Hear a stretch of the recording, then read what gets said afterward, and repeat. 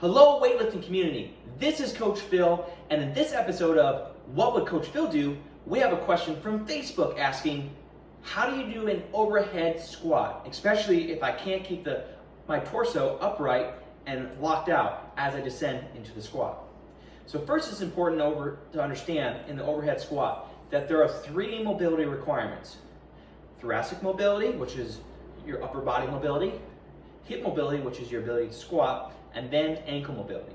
So what we're going to do in this video is we're going to go from progression 0 all the way to being able to do an overhead squat with the bar and being able to add weight and progress with weight safely.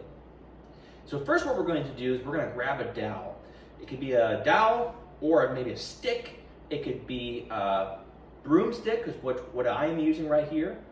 And what we want to do here is first we want to establish where we're going to place our hands. So what you're going to do is you're going to bring the dowel into your hip, in the crease of your hip. You're going to bend over and then bring your arms out, and then that's where your hands are going to be on that dowel. Bring that dowel onto your back, and then you're going to place your hands in that same position. The first exercise that we're going to do is simply just do a dowel press. So we're just pressing the dowel overhead. If this gives you issues, we want to stay here for a while and not progress any further. There are other mobility exercises that can help enhance this if this is an issue right off the bat. But if it isn't an issue, then we can progress. And so what we're going to do, if we can press it overhead, now we're going to do a dowel overhead squat. And what we're going to do, because since we need to squat, and we might have some ankle mobility, we're going to eliminate the ankle mobility requirements by raising the heel, making it easier to do an overhead squat, keeping the torso more upright. So we'll grab some plates, and we're going to put them underneath our heels, and we're going to do an overhead squat with the dowel. Now, it's important in the overhead squat that your first movement is knee bend and not hips back. If the hips go back, the torso automatically comes forward. And this becomes a big issue because if in an overhead squat that really requires an upright torso as much as possible, if we are bringing the hips back at the very first start, we're already putting ourselves out of position and we haven't even started yet. So what we want to do is we bend the knees and we go straight down into the overhead squat. So if you can do an overhead squat with the dowel, with your heels on a plate, going all the way down, going all the way up, with no issues, now we're going to add some weight.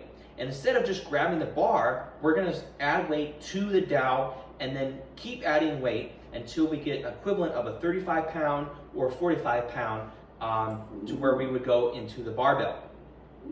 So now that we have a barbell overhead, now we may or may not be able to simply just press it above the head and do an overhead squat. Now what we're going to do is learn the snatch push press. So the snatch push press is bending the legs and using the legs to get the barbell overhead. A key point here with the snatch push press is when you do the dip, we want to keep the torso as upright as possible, and we want to keep the heels on the ground, and when we press, we want to keep the heels on the ground. We don't necessarily want to jump onto our toes because that kind of brings the body forward a little bit.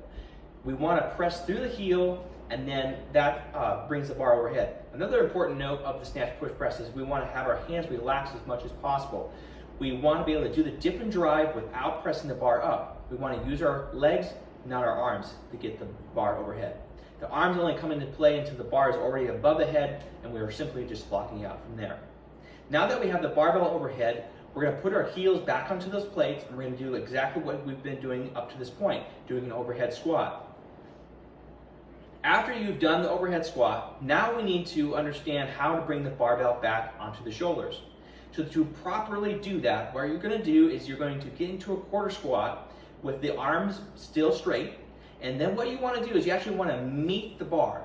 And so you're going to come up onto your toes and let the bar come down, and then your bar is going to meet the shoulders, and then you absorb it with the legs.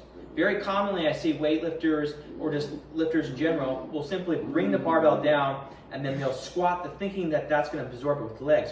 But what's actually happening is they're retreating from the bar, and the bar is free falling and is only increasing in speed with gravity, and it crashes onto the shoulder at the end point, and there's nowhere else to go.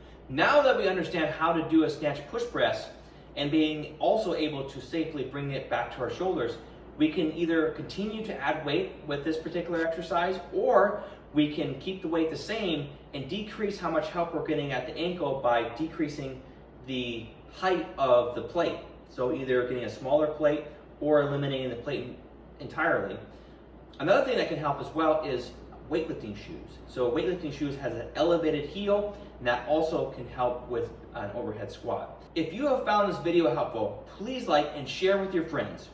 If you have a question that you would like to ask Coach Phil, ask that in the comment, and we'll answer that in the next What Would Coach Phil Do segment video.